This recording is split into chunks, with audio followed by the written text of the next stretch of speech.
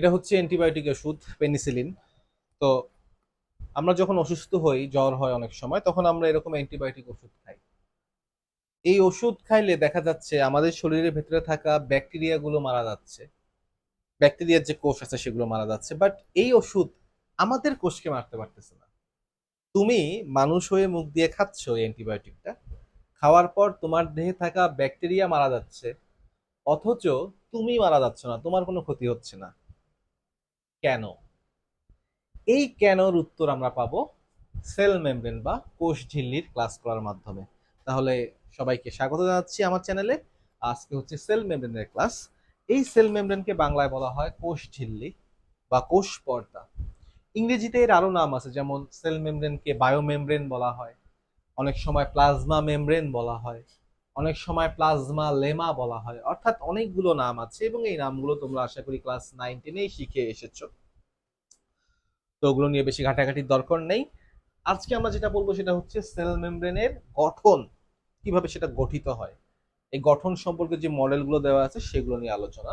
তো একটু cell membrane এবং সেল ওয়াল সম্পর্কে একটা বেসিক ডিফারেন্সিয়েটিং পয়েন্ট আমি যেটা বারবারই তোমাদের শিখাই, আজকে আবার একটু বলছি। সেটা হচ্ছে, দেখো, একটা সেলে, প্লান্ট সেলে বাইরের দিকে থাকে হচ্ছে ওয়াল, আর এই ওয়ালের ভিতরে থাকে হচ্ছে সেল মেমব্রেন।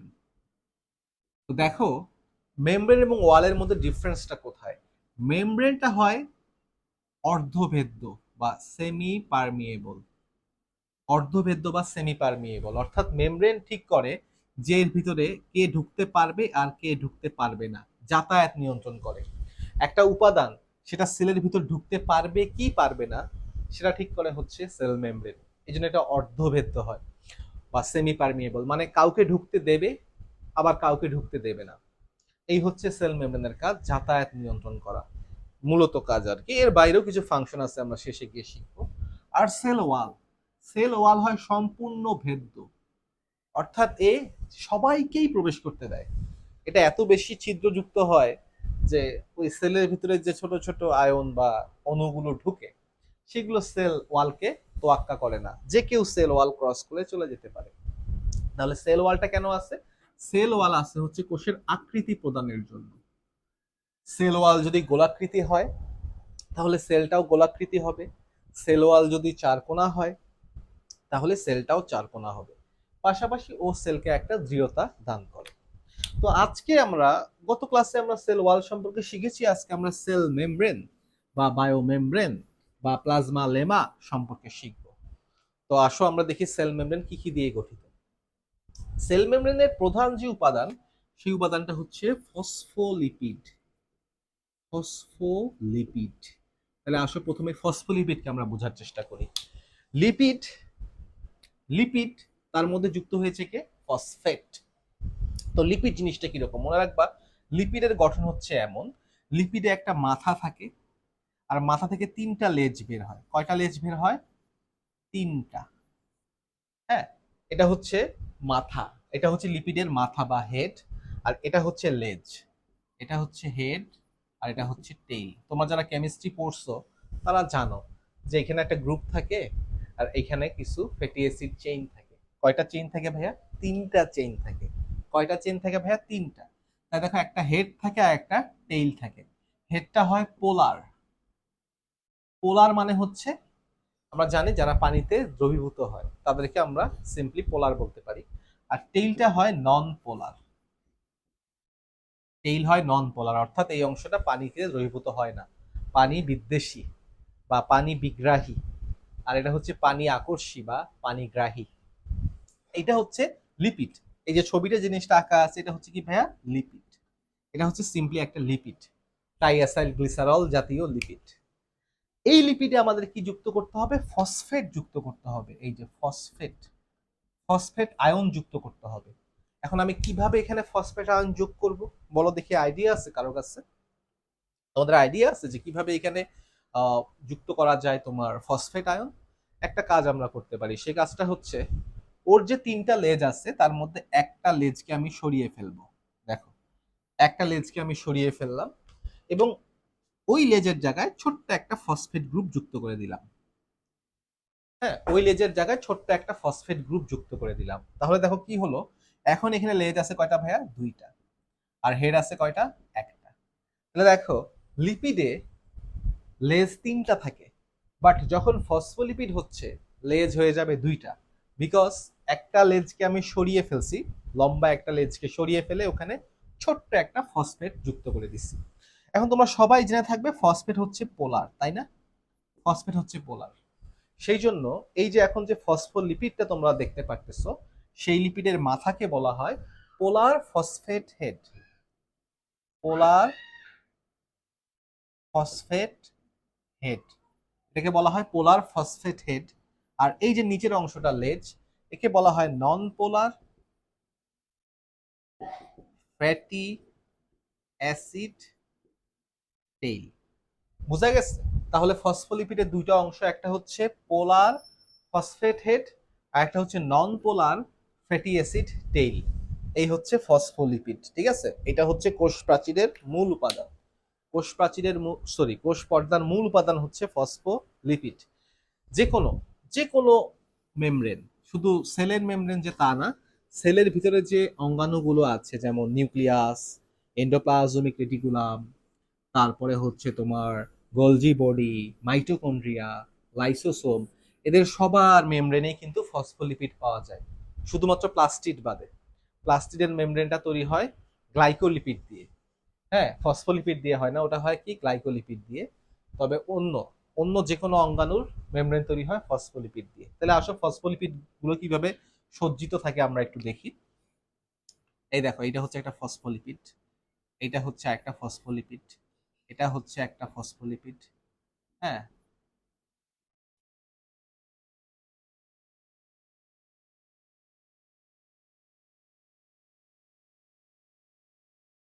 ফসফোলিপিড। তাহলে দেখো অনেকগুলো ফসফোলিপিড একত্রে অবস্থান করে তৈরি করছে একটা ফসফোলিপিড লেয়ার। তাই না ভাই? এটা একটা ফসফোলিপিড লেয়ার। ফসফো ফসফোলিপিড লেয়ার, এই হচ্ছে একটা ফসফোলিপিড লেয়ার, ঠিক আছে? একটু সুন্দর করে দেই ছবিটা, দেখো। হ্যাঁ, এই হচ্ছে একটা ফসফোলিপিড লেয়ার। এবার এই ফসফোলিপিড লেয়ারের উল্টা দিকে, এই ফসফোলিপিড লেয়ারের উল্টা দিকে থাকবে আরেকটা ফসফোলিপিড লেয়ার।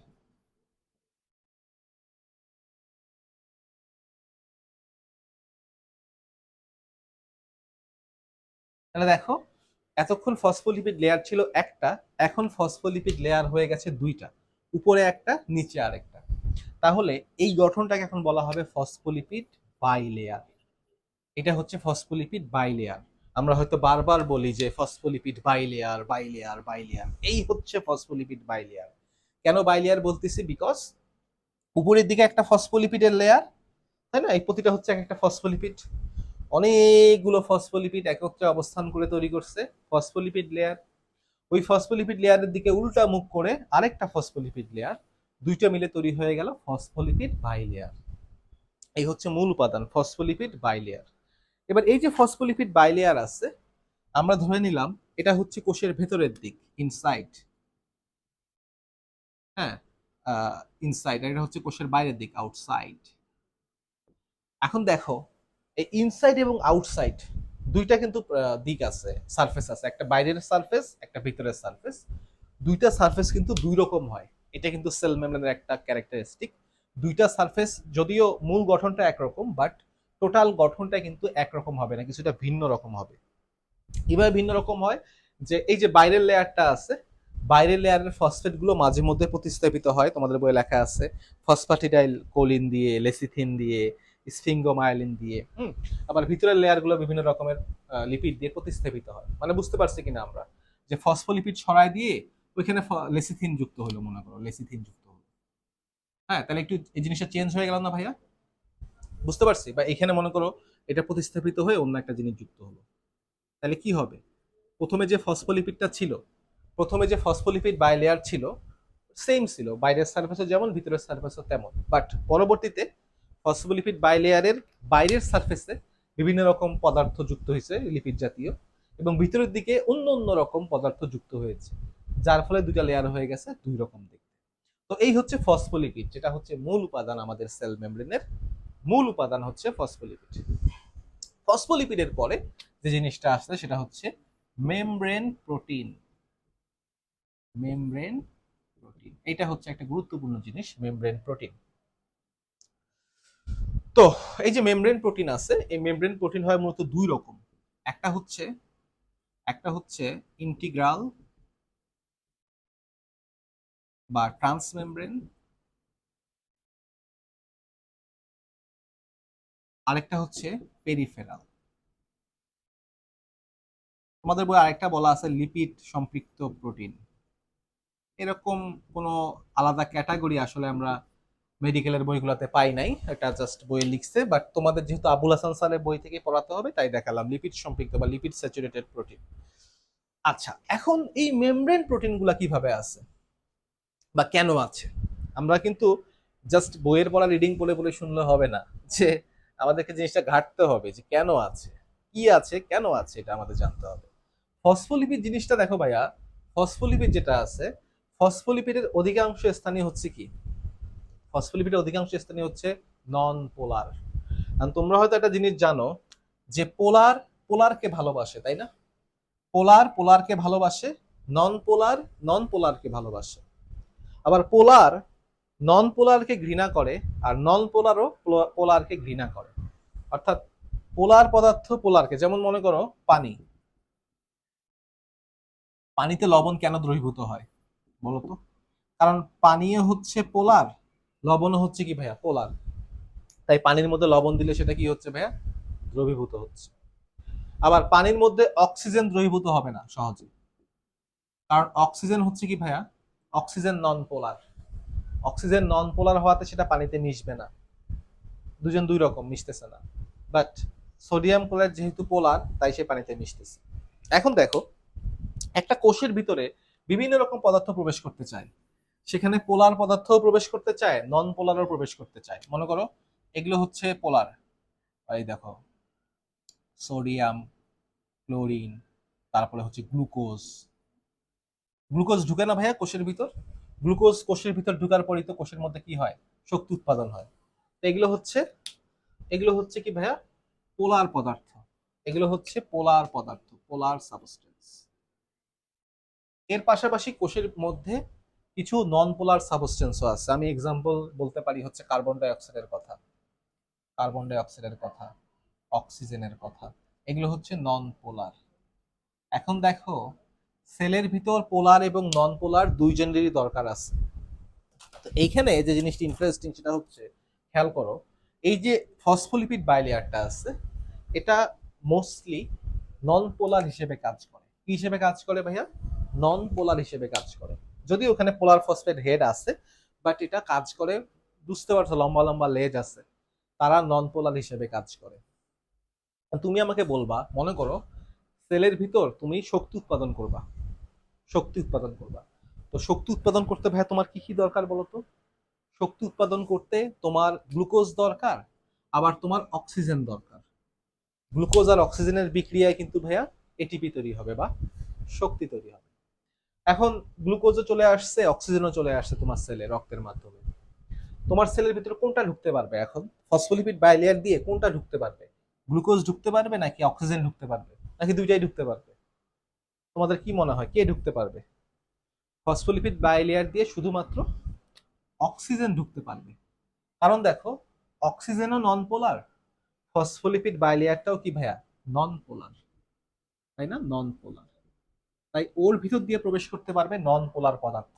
এই দেখো অক্সিজেনটা সুন্দর ওর ভিতর দিয়ে ভিতরে চলে আসবে কোনো সমস্যা ছাড়া।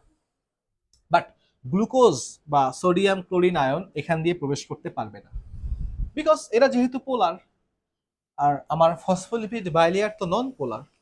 তাহলে নন পোলার হয়ে ও কিছুতেই পোলারকে অ্যাক্সেস দিবে না।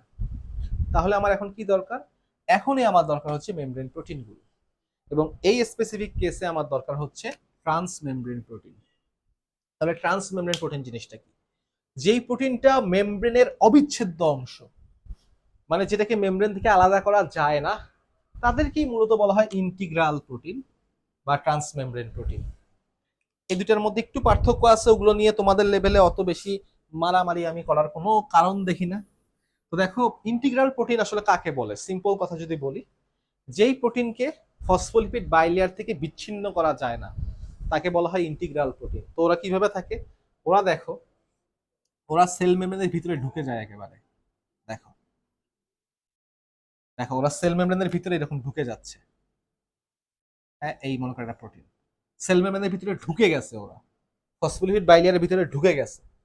হ্যাঁ, এটিকে বলা হয় ইন্টিগ্রাল প্রোটিন। এরা একদিকে ঢুকতে পারে, আবার অনেক সময় এরকম এক দিক থেকে আরেক দিক পর্যন্ত বিস্তৃত হয়ে থাকতে পারে। এই প্রোটিনগুলোকে বলা হয় ইন্টিগ্রাল প্রোটিন। আমরা বুঝতে পারছি ইন্টিগ্রাল মানে কি? ইন্টিগ্রাল প্রোটিন মানে হচ্ছে যারা সেল মেমব্রেনে একেবারে গেঁথে আছে, এদেরকে আলাদা করা যায় না, তাদেরকেই বলা হয় ইন্টিগ্রাল প্রোটিন। এদেরকে যদি আলাদা করতে চাও তাহলে ডিটারজেন্ট প্রয়োগ করতে হয়। ডিটারজেন্ট, এটা আমি বেশি ডিটেলস হয়ে যাচ্ছে আবার। মানে তুমি যদি চাও ফসফোলিপিড বাইলেয়ার থেকে একটা ইন্টিগ্রাল প্রোটিনকে আলাদা করতে, তোমাকে ওখানে ডিটারজেন্ট প্রয়োগ করতে হবে, তাছাড়া আলাদা হবে না। নর্মালি আলাদা হবে না, কোনো এজেন্ট প্রয়োগ না করলে আলাদা হবে না। তাহলে দেখো, যেই প্রোটিনগুলো সেল মেমব্রেনের ভিতর গেঁথে গেছে তাদেরকে বলা হয় ইন্টিগ্রাল প্রোটিন। আর এই ইন্টিগ্রাল প্রোটিনের মধ্যে কিছু কিছু প্রোটিন আছে যারা একেবারে সেল মেমব্রেনের এক প্রান্ত থেকে অন্য প্রান্ত পর্যন্ত বিস্তৃত, সেই প্রোটিনকে বলা হয় ট্রান্সমেমব্রেন প্রোটিন। সেই প্রোটিনকে কি বলা হয় ভাইয়া? ট্রান্সমেমব্রেন প্রোটিন বলা হয়। বুঝতে পারছি জিনিসটা? তাহলে এগুলো হচ্ছে ইন্টিগ্রাল বা ট্রান্সমেমব্রেন প্রোটিন। এই প্রোটিন কি করবে? ট্রান্সমেমব্রেন প্রোটিন আমাদের সেলের জন্য খুবই গুরুত্বপূর্ণ, বিকজ এই যে প্রোটিনগুলো আছে, এই প্রোটিনের মধ্যে কিছু চ্যানেল থাকে। চ্যানেল, চ্যানেল মানে ভাইয়া নল বা ফুটা, ফুটা থাকে। তাহলে কি হবে ভাইয়া বলতো? যেহেতু আমার ফসফোলিপিডের ভিতর দিয়ে পোলার সাবস্টেন্স গুলো প্রবেশ করতে পারতেছে না, কারণ ফসফোলিপিড তো পোলারকে বিকর্ষণ করতেছে, তাই এই যে এখানে ফুটাটা আছে, ওই ফুটা দিয়ে পোলার গুলো কোষের ভিতরে প্রবেশ করতে পারে। বুঝতে পারছো ট্রান্সমেমব্রেন প্রোটিন এত গুরুত্বপূর্ণ কেন? বিকজ ট্রান্সমেমব্রেন প্রোটিনের মাধ্যমে পোলার পদার্থগুলো কোষের ভিতর প্রবেশ করে। যদি সেল মেমব্রেনে ট্রান্সমেমব্রেন প্রোটিন না থাকতো, তাহলে গ্লুকোজ আমাদের কোষে ঢুকতে পারতো না। আমরা শক্তি তৈরি করতাম কিভাবে? সোডিয়াম ক্লোরাইড এরকম যত পোলার পদার্থ আছে, ইভেন পানি, পানিও তো পোলার, পানিও আমাদের সেলের ভিতরে ঢুকতে পারতো না। দেখছো কত ইন্টারেস্টিং জিনিস এখানে? তাহলে এই ট্রান্সমেমব্রেন প্রোটিনে ফুটা আছে, চ্যানেল আছে একটা, এই চ্যানেল দিয়ে সুন্দর মতো বিভিন্ন পোলার পদার্থ সেলের ইনসাইডে চলে আসতেছে, ভিতরে চলে আসতেছে। এই হচ্ছে ইন্টিগ্রাল বা ট্রান্সমেমব্রেন প্রোটিন। এরপর আসছে পেরিফেরাল প্রোটিন। পেরিফেরাল প্রোটিন মানে হচ্ছে যেই প্রোটিনগুলো ফসফোলিপিডের ভিতর প্রবেশ করে নাই, জাস্ট ঘেসে ঘেসে অবস্থান করতেছে। মনে করো এই যে এইভাবে এখান দিয়ে ঘষে ঘেসে অবস্থান করতেছে, বা বাইরের সারফেসে ঘেসে ঘেসে অবস্থান করতেছে, এটাকে বলা হয় পেরিফেরাল প্রোটিন। পেরিফেরাল প্রোটিন বলা হয় এটাকে। কি বলা হয় ভাইয়া? পেরিফেরাল প্রোটিন বলা হয়। বুঝতে পারছি কিনা? এটাকে বলা হয় পেরিফেরাল প্রোটিন বা প্রান্তীয় প্রোটিনও মনে অনেক সময় বলে। এই প্রোটিনগুলোকে এমনিতেই কোনো এজেন্ট ছাড়াই বিচ্ছিন্ন করে ফেলা যায়। অনেক সময় দেখা যায় এই প্রোটিনগুলো সেলের ভিতরে চলে যায়, সেল মেমব্রেনে আটকে না থাকে, ভিতরের দিকে চলে যায়, এমন হয় অনেক সময়। ডিটারজেন্ট ছাড়াই আলাদা হয়ে যায়। ঠিক আছে, এরা সেলের লিপিড, ফসফোলিপিডের মানে ভিতরে গেঁথে থাকে না, এটা ইজিলি আলাদা করা যায়। আর কিছু বলছে লিপিড সম্পৃক্ত প্রোটিন, এটা আমি কি বলবো, আছে হয়তো সামথিং লিপিড এবং প্রোটিন মিলেমিশে সামথিং তৈরি করে এবং সেটা মেমব্রেনের মধ্যে থাকে, বাট আমি এটার ব্যাপারে জানি না, সেরকম ডিটেলস বলতে পারবো না। তাই দেখো, এই হচ্ছে মেমব্রেন প্রোটিনের কথাবার্তা গেল। Integral protein, peripheral protein. প্রোটিনের পর কি আসতেছে? প্রোটিনের পর একটা লেয়ার আসতেছে, এটাকে বলা হয় গ্লাইকোক্যালিক্স লেয়ার।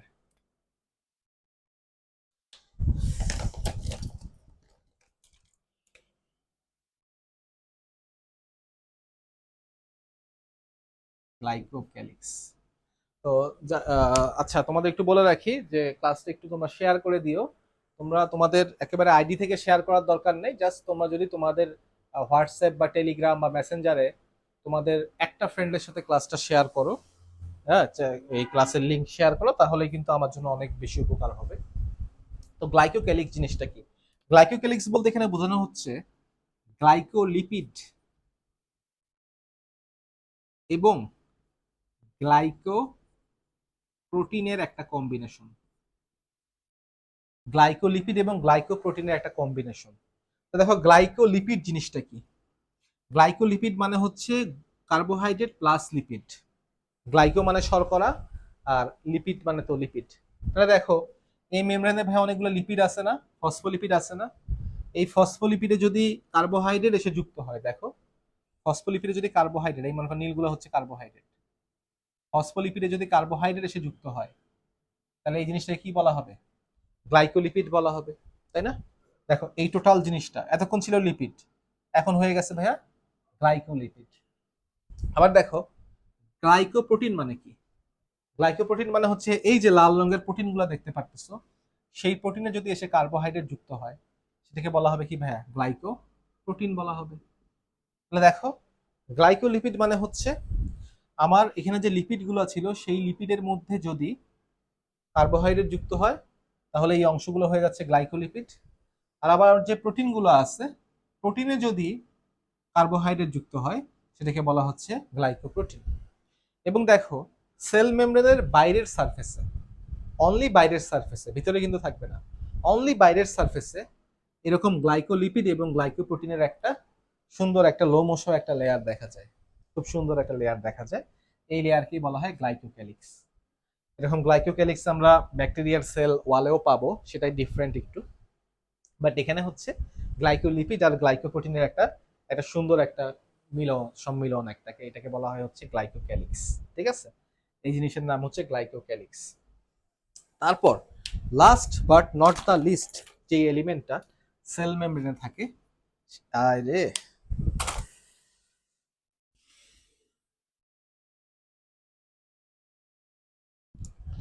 সেটা হচ্ছে কোলেস্টেরল। Cholesterol, cholesterol. এটা কোলেস্টেরলের জায়গায় অনেক সময় স্পাইনেস্টেরল বা আর্গেস্টেরল এগুলোও হতে পারে। এই নামগুলো তোমরা কোষ রসায়ন অধ্যায় শুনবা। এখন জাস্ট বলো কোলেস্টেরল, বলো কোলেস্টেরল। সেল মেমব্রেনে কোলেস্টেরল থাকে, প্রায় প্রায় দেখা যায় সেল মেমব্রেনের মধ্যে বিভিন্ন জায়গায় এরকম, মনে করো এখানে একটা লিপিডকে সরাই দিয়ে ওই জায়গায় বসে গেল কোলেস্টেরল। কোলেস্টেরল ওএইচ গ্রুপ আছে এদিকে দিয়ে থাকবে কোলেস্টেরল। হ্যাঁ, অল আছে, বুঝতে পারছো? কোলেস্টেরলের নাম এসেছে কিন্তু অল আছে, অল মানে হচ্ছে ওএইচ গ্রুপ, তাহলে এখানে একটা ওএইচ গ্রুপ আছে। এই হচ্ছে কোলেস্টেরল মনে করো।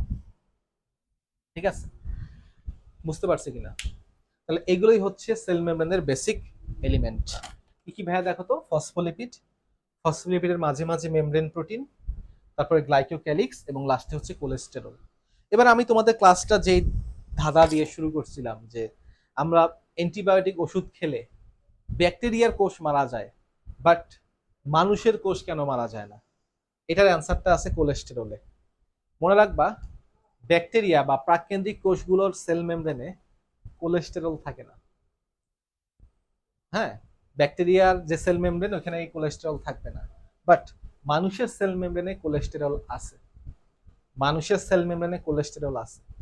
মানুষের সেল মেমব্রেনে কোলেস্টেরল আছে জন্যই অ্যান্টিবায়োটিক ওষুধ মানুষের কোনো ক্ষতি করতে পারে না। বাট ব্যাকটেরিয়ার সেল মেমব্রেনে কোলেস্টেরল নেই, সেজন্যই ব্যাকটেরিয়ার সেল মেমব্রেন অ্যান্টিবায়োটিকের প্রভাবে ধ্বংস হয়ে যায়। এখন এই জিনিসটা নিয়ে আমার মনে হয় অনেকের একটু আগ্রহ সৃষ্টি হয়েছে যে ভাই কিভাবে এটা হয়। এটা কিন্তু খুব সিম্পল একটা ব্যাপার, কিন্তু বইয়ে এটা সবার কোনো আলোচনা নাই, এবং আমিও মনে করি ইন্টারমিডিয়েট পর্যায়ে এটা পড়ানোর কোনো প্রয়োজন নাই যে ব্যাকটেরিয়া অ্যান্টিবায়োটিক কেন ব্যাকটেরিয়া সেলকে ধ্বংস করে ফেলতে পারে। ঠিক আছে, কিন্তু এত কিছু আমি জানি যে এটা বইয়ে নাই এবং এটা জানার কোনো প্রয়োজনও নাই তোমাদের লেভেলে। তারপরও অনেকের আগ্রহ থাকতে পারে এবং জিনিসটা বুঝাতে জাস্ট 1-1.5 মিনিট লাগবে, তাই আমি একটু বলে দিচ্ছি ব্যাপারটা।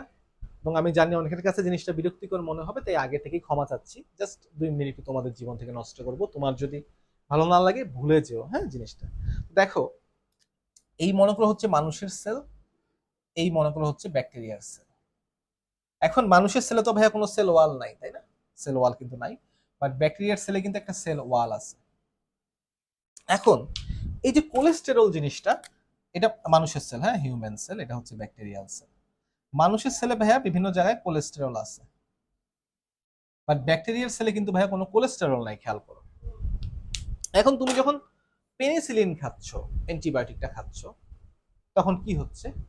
তখন পেনিসিলিন অ্যান্টিবায়োটিকটা গিয়ে ব্যাকটেরিয়ার সেল ওয়ালটাকে ধ্বংস করে ফেলতেছে, ব্যাকটেরিয়ার সেল ওয়ালটাকে ধ্বংস করে ফেলতেছে। এখন কোলেস্টেরল করেটা কি? কোলেস্টেরল কোষের পানি ধারণ ক্ষমতার উপর একটা গুরুত্বপূর্ণ ভূমিকা রাখে।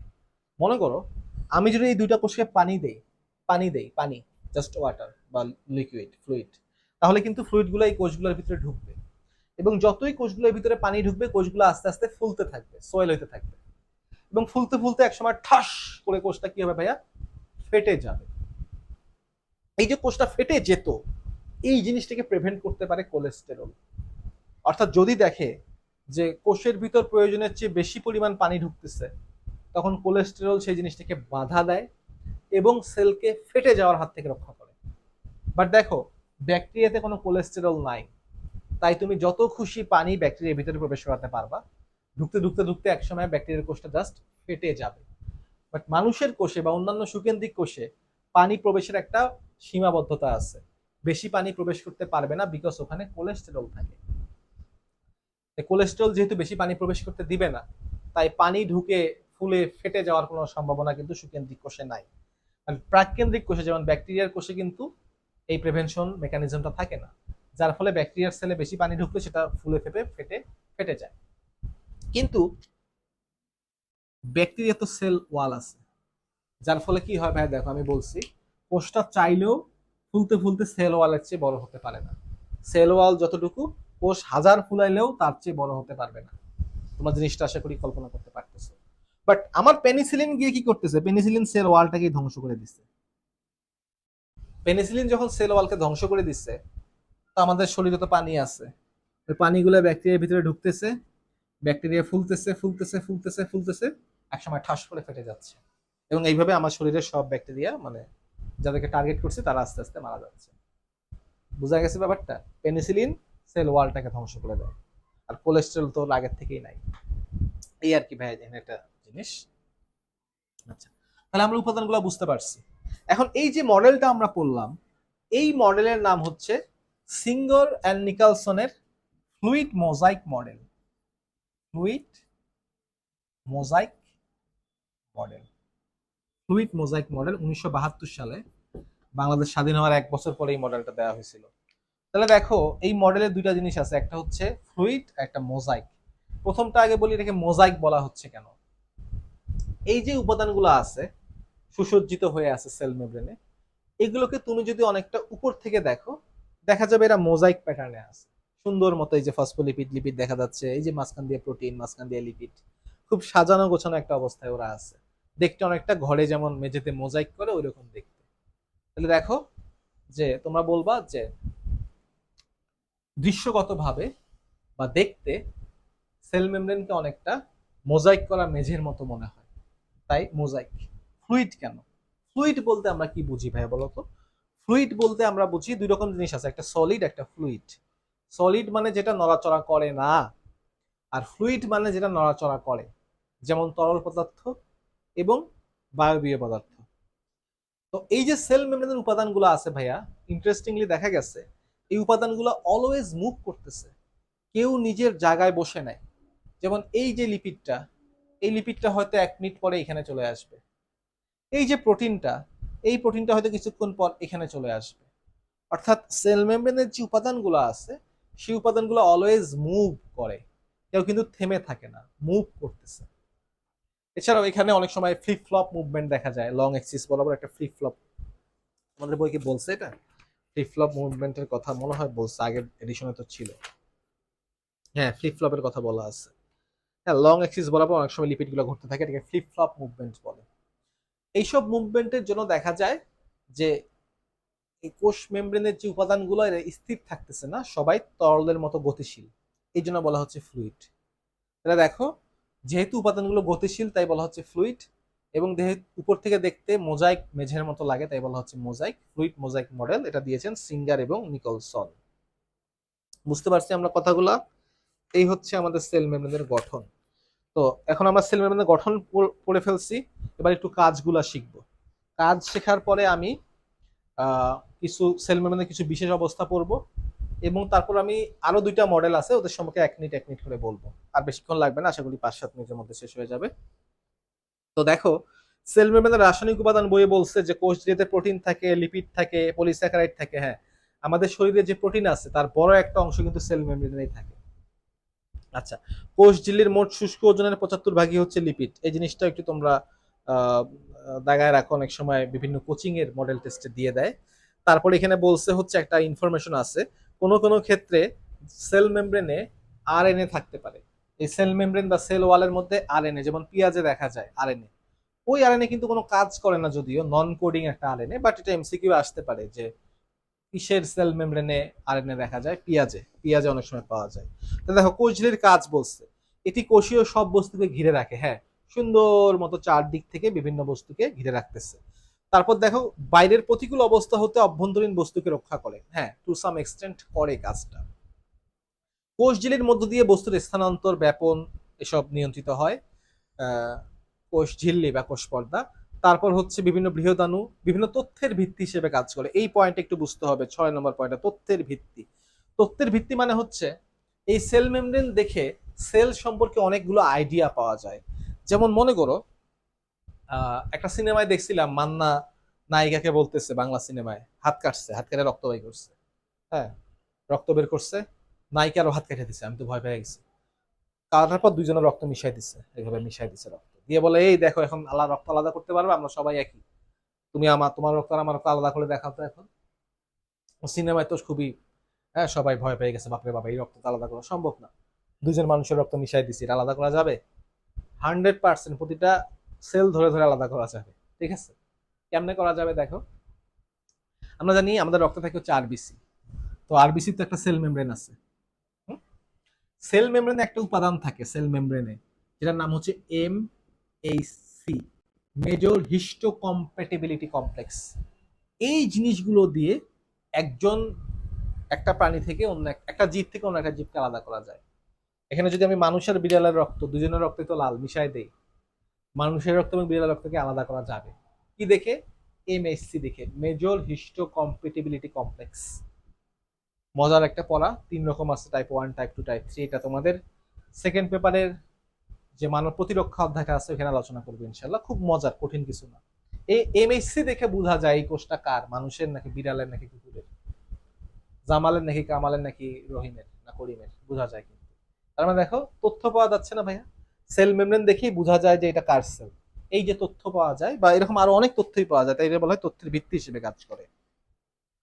পারস্পরিক বন্ধন ইত্যাদি কাজ, তরল বস্তু এনজাইম এবং অ্যান্টিজেন গ্রহণ করে, বিভিন্ন রকম উদ্দীপনা, তথ্য সংগ্রহ করে, হ্যাঁ, তথ্য সংগ্রহ করে বলতে কি রকম ভাবে ব্যাপারটা, মনে করো তোমার ব্রেনে গ্লুকোজ প্রবেশ করানোর জন্য ইনসুলিন দরকার, মানে তুমি গ্লুকোজ খাইছো, সেই গ্লুকোজ গিয়ে তোমার নিউরনে ঢুকতে হবে না, নিউরনের সেলের ভিতর ঢুকতে হবে, তো ঢুকার জন্য ইনসুলিন দরকার, ইনসুলিন ছাড়া ঢুকতে পারে না। তাহলে দেখো এখানে ভাই কি হয়, এই যে আমি বলছিলাম পেরিফেরাল প্রোটিন, এই পেরিফেরাল প্রোটিনগুলো অনেক সময় রিসেপ্টরের মতো কাজ করে, রিসেপ্টরের মতো কাজ করে। মনে করো এখানে ইনসুলিনের অণু আছে, ইনসুলিনের অণু আছে, এটা হচ্ছে ইনসুলিনের অণু। এই অণুটা যখন এসে এই পেরিফেরাল প্রোটিনের গা স্পর্শ করবে, এই অণুটা যখন এসে পেরিফেরাল প্রোটিনের গা স্পর্শ করবে, তখন পেরিফেরাল প্রোটিন কোষটা একটা সিগন্যাল দিবে যে গ্লুকোজকে ভিতরে প্রবেশ করতে দে। বুঝতে পারছো? তাহলে এই যে পেরিফেরাল প্রোটিনগুলো আছে, এরা রিসেপ্টরের মতো কাজ করে। অনেক সময় ট্রান্সমেমব্রেন প্রোটিনগুলোও রিসেপ্টরের মতো কাজ করে। মানে আমি গ্রসলি বলতে পারি যে মেমব্রেনের মধ্যে যে প্রোটিনগুলো আছে, তারা চ্যানেল হিসেবে কাজ করার পাশাপাশি রিসেপ্টর বা সংগ্রাহক হিসেবেও কাজ করতে পারে, ঠিক আছে। আচ্ছা, তারপরের পেজে একটু আমরা যাই, কোষ ঝিল্লির বিভিন্ন অবস্থা, হ্যাঁ, এটা একটু আসো আমরা আলোচনা করি 5 মিনিট সময় নিয়ে। তাহলে এটা একটা তোমরা স্ক্রিনশট নিয়ে নাও তো ভাইয়া, আমি মুছে ফেলবো এটা, স্ক্রিনশট নাও। আচ্ছা,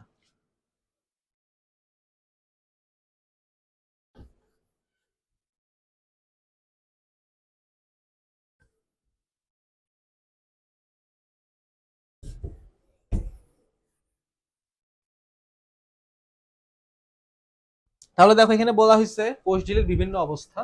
প্রথমে বলা হয়েছে মাইক্রোভিলাই, মাইক্রোভিলাই, মাইক্রোভিলাই মানে কি দেখো, এই মনে করো একটা কোষ, এই কোষের সারফেস অনেক সময় এরকম ঢেউ খেলানো হতে পারে, অনেকটা আমরা বলতে পারি মনে করো আঙ্গুলের মতো, অনেকটা হাতের আঙ্গুলগুলা যেমন উঠছে এরকম হইতে পারে। এই গঠনগুলোকে বলা হয় মাইক্রোভিলাই।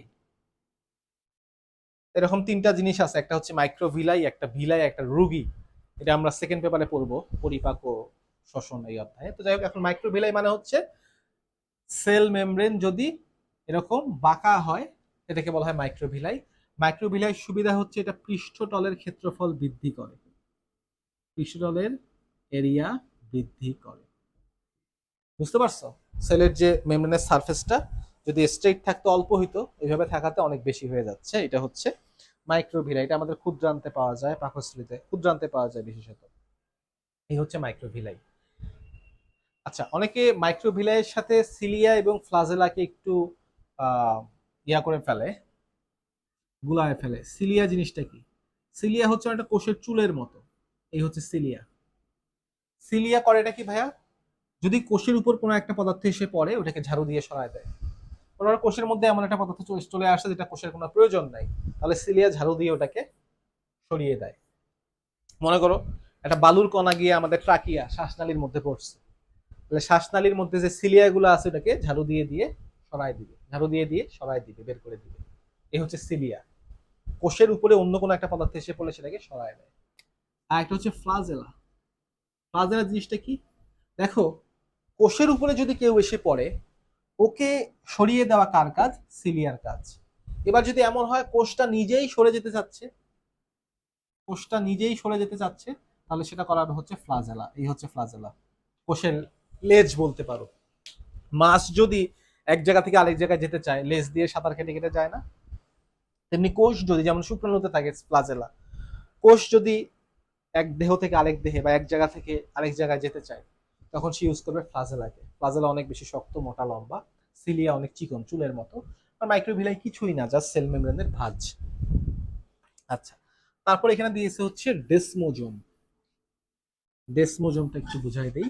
ডেসমোজোম, হেমি ডেসমোজোম। দেখো, পাশাপাশি যখন দুইটা কোষ থাকে, দেখো এখানে একটা কোষ আছে মনে করো, পাশে আর একটা কোষ আছে,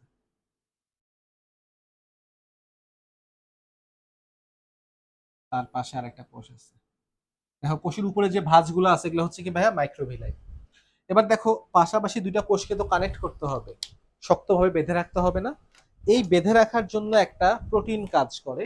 অনেক প্রোটিনই আসলে হেল্প করে, বাট বই একটা প্রোটিনের নামই বলছে, সেটা হচ্ছে টনোফাইব্রিল। টনোফাইব্রিল নামে একটা প্রোটিন। তো দেখো, এই টনোফাইব্রিল নামে প্রোটিনগুলো একত্রিত হয়ে এরকম অর্ধবৃত্তাকার একটা গঠন সৃষ্টি করে। অর্ধবৃত্তাকার গঠন, ঠিক আছে? অর্ধবৃত্তাকার একটা গঠন সৃষ্টি করে। এই অর্ধবৃত্তাকার গঠনকে বলা হয় হেমি ডেসমোসোম। হেমি মানে হচ্ছে অর্ধেক, হেমি মানে অর্ধেক, মনে রাখো ভাইয়া। হেমি মানে হচ্ছে অর্ধেক বা হাফ। হেমি ডেসমোজোম। দেখো এখানে কি হয়, প্রতিটা কোষে সংযোগ স্থলে এরকম টনোফাইব্রিল গুলো একত্রিত হয়ে, দাঁড়াও,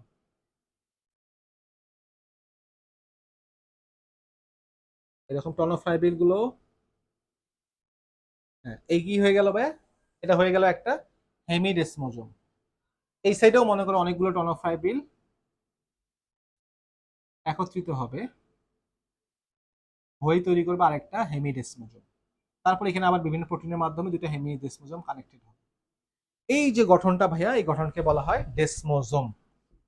এই গঠনকে বলা হয় ডেসমোসোম। এটা তৈরি হয় মূলত টনোফাইব্রিল নামে একটা প্রোটিন দিয়ে। বুঝা গেছে ভাইয়া ব্যাপারটা?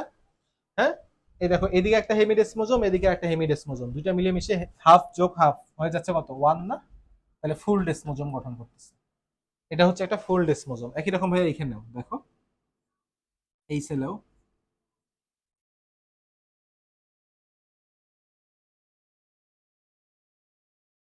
দেখো, মুছে দেই।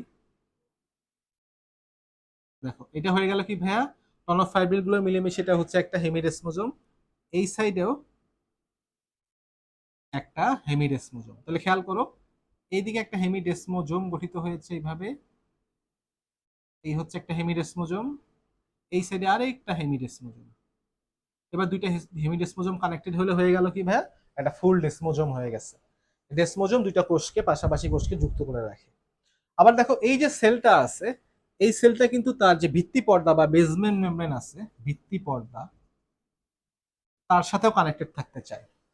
এই জায়গায় দেখো কি হইতেছে ভাই, দেখো এখানেও টনোফাইব্রিলের মতো প্রোটিন আছে আছে বাট এইখানে ব্যাপারটা হচ্ছে ভাইয়া, যদিও সেলের মধ্যে টনোফাইব্রিল আছে, বাট ভিত্তি পর্দায় কোনো টনোফাইব্রিল থাকে না।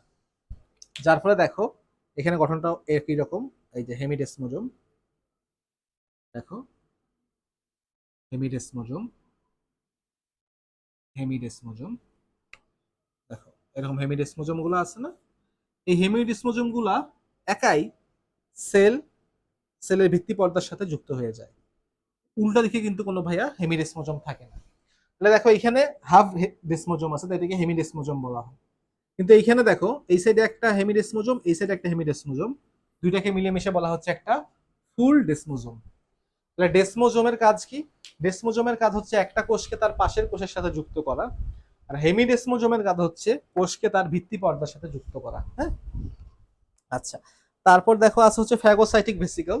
মানে সেল মেমব্রেন করে কি ভাই, অনেক সময় ভাঁজ হয় বিভিন্ন রকম কঠিন পদার্থ খাওয়ার জন্য। মনে করো এই হচ্ছে সেল মেমব্রেন, এখানে একটা কঠিন পদার্থ আছে, কঠিন পদার্থ, এটাকে খাওয়ার জন্য সেল মেমব্রেনে ভাঁজ সৃষ্টি হয়, ভাঁজ করে খেয়ে ফেলে। এটাকে বলা হয় তোমার ফ্যাগোসাইটিক ভেসিকল। আবার অনেক সময় দেখা যায় এই মনে করো সেল মেমব্রেন আছে, এখানে একটা তরল পদার্থ আছে, তরল পদার্থ, এই তরল পদার্থকে খাওয়ার জন্য সেল মেমব্রেনে ভাঁজ সৃষ্টি হয়, এটাকে বলা হয় পিনোসাইটিক ভেসিকল। ঠিক আছে, মানে ভাঁজের পর ভাঁজটা ব্যাপার ভিতরে প্রবেশ করে আর কি। হ্যাঁ, মানে এরকম ভিতরে নিয়ে আসে জিনিসগুলোকে, এটাকে বলা হয় পিনোসাইটিক ভেসিকল। তরল পদার্থের জন্য পিনোসাইটিক ভেসিকল, কঠিন পদার্থ বা জীবাণুর জন্য হচ্ছে ফ্যাগোসাইটিক ভেসিকল। আচ্ছা, বুঝতে পারছি, ক্লিয়ার ভাইয়া জিনিসগুলা? তারপর যে দুটা কথা, এটা না দেখলেও চলবে তোমাদের, সেটা হচ্ছে আমরা তো ফ্লুইড মোজাইক মডেল পড়ছি, বাট ফ্লুইড মোজাইক মডেল ছাড়াও আরো দুইটা মডেলের সম্পর্কে আলোচনা শোনা যায়। একটা হচ্ছে প্রোটিন, ড্যানিয়েল অ্যান্ড ডেবসনের, ড্যানিয়েল অ্যান্ড ডেবসনের স্যান্ডউইচ মডেল, স্যান্ডউইচ মডেল। আরেকটা হচ্ছে রবার্টসনের ইউনিট মেমব্রেন মডেল। এই দুটা মডেল কিন্তু আসলে সেম জিনিসই বলে, সেম কথাই বলে, বাট একটা বিশেষ কারণে নামটা আলাদা হয়েছে। তো এটা একটু দেখো, 2 মিনিটের ব্যাপার। স্যান্ডউইচ মানে কি? আমরা স্যান্ডউইচ খাই প্রায়, যে উপরে মনে করে একটা পাউরুটি, নিচে একটা পাউরুটি, আর মাঝখানে চিকেন বা সামথিং মশলা টশলা দিয়ে দিছে, এই ধরনের গঠনকে বলা হয় স্যান্ডউইচ। তো ড্যানিয়েল অ্যান্ড ডেবসন যেটা বলছেন যে সেল মেমব্রেন কিভাবে তৈরি হয়, সেল মেমব্রেন তৈরির সময় দেখো এইরকম প্রোটিন, লিপিড থাকে, লিপিড থাকে, এটা হচ্ছে কি ভাইয়া লিপিড, এইভাবে লিপিড থাকে, আর এই উপর দিয়ে থাকে হচ্ছে প্রোটিন, আবার নিচে দিয়ে থাকে হচ্ছে প্রোটিন। তাহলে দেখো কি হচ্ছে, গঠনটা একটা স্যান্ডউইচের মতোই হয়ে গেছে না ভাইয়া? যে দেখো উপরে প্রোটিন, নিচে প্রোটিন, মাঝে লিপিড, স্যান্ডউইচের মতো হয়ে গেছে গঠনটা। এইটাকে বলা হয় sandwich model. Protein lipid protein model অনেক সময় বলা হয় PLP model, protein lipid protein model বলা হয়। ঠিক আছে, এটা বলছে কি ড্যানিয়েল এবং ডেবসন। যদিও আমরা ফ্লুইড মোজাইক মডেলে শিখছি যে প্রোটিনগুলো কিন্তু আসলে এইভাবে থাকে না, ভিতরে ঢুকে ঢুকেও থাকে। রবার্টসন কি করলেন, রবার্টসন স্যান্ডউইচ মডেল নিয়ে ঘাটাঘাটি করতে গিয়ে দেখলেন যে এই প্রোটিন লিপিড প্রোটিন এভাবে থাকে, তারও দ্বিমত ছিল না কোনো, বাট এরা এত খুব বেশি কম্প্যাক্ট হয়ে থাকে, খুব বেশি কম্প্যাক্ট হয়ে থাকে, মানে ঢিলা ঢালা ভাবে থাকে না, একেবারে একটার ভিতরে একটা গেথে গিয়ে এরা এক হয়ে গেছে। মানে প্রোটিন লিপিড এবং প্রোটিন একেবারে গেথে গুথে একটা ইউনিট হয়ে গেছে। এবং এই আইডিয়া তিনি কিভাবে পেলেন? তিনি আমাদের শরীরের বিভিন্ন জায়গা থেকে সেল মেমব্রেন কালেক্ট করলেন, নিউরন থেকে, ব্রেনের নিউরন থেকে, লিভারের হেপাটোসাইট থেকে, লাংস থেকে, কিডনি থেকে, বিভিন্ন জায়গা থেকে তিনি সেল মেমব্রেন কালেক্ট করলেন এবং করে দেখলেন সেল মেমব্রেনের যে উইথ বা পুরুত্ব, এটা অলওয়েজ 90 থেকে 100 অ্যাংস্ট্রং এর ভিতরেই থাকে, এর চেয়ে কমও হয় না, বেশিও হয় না, একেবারে অনেকটা স্ট্যাটিক। এখান থেকে তিনি প্রপোজ করলেন যে এই যে প্রোটিন লিপিড এবং প্রোটিনগুলো আছে, এরা খুব বেশি কম্প্যাক্ট হয়ে থাকে। তাই এদেরকে তিনটা আলাদা লেয়ার না বলে একটা লেয়ার বলাটাই উত্তম। এরা একেবারে কম্প্যাক্ট হয়ে এক হয়ে গেছে, এই জন্য বলা হচ্ছে একক পর্দা মডেল বা ইউনিট মেমব্রেন মডেল। অর্থাৎ যে জিনিসটাকে ড্যানিয়েল এবং ডেভসন তিনটা লেয়ার ভাবতেছিলেন, সেটাকেই রবার্টসন একটা লেয়ার বলতেছেন, বিকজ এটা অনেক বেশি কম্প্যাক্ট হয়ে আছে এবং একই উইথ বা একই পুরুত্ব নিয়ে সব জায়গায় অবস্থান করতেছে। হাউএভার এই দুইটা মডেলই হচ্ছে ভুল, বিকজ এই মডেল যদি আমরা ফলো করি তাহলে কোষের ভিতর কোনো পানি গ্লুকোজ কেউই ঢুকতে পারবে না, বিকজ পানি গ্লুকোজ ঢুকার জন্য এরকম প্রোটিন চ্যানেলের দরকার। এই চ্যানেল দিয়ে এখানে পানি বা গ্লুকোজ মানে যত রকম পোলার পদার্থ আছে তারা কোষের ভিতর প্রবেশ করে, কিন্তু এই মডেল অনুযায়ী এরকম কোনো চ্যানেলের উপস্থিতির কথা বলা হয় নাই, তাই এই মডেলটা হচ্ছে ভুল। আর এখন পর্যন্ত বা আসলে যেটা যেই মডেল ইউজ করে আমরা বিভিন্ন ওষুধপাতি বানাচ্ছি ফার্মাসিউটিক্যালের লোকজন, সেটা হচ্ছে ফ্লুইড মোজাইক মডেল। ঠিক আছে, তাহলে শেষ এই আর কি ফ্লুইড মোজাইক মডেল সম্পর্কে লেখাপড়া।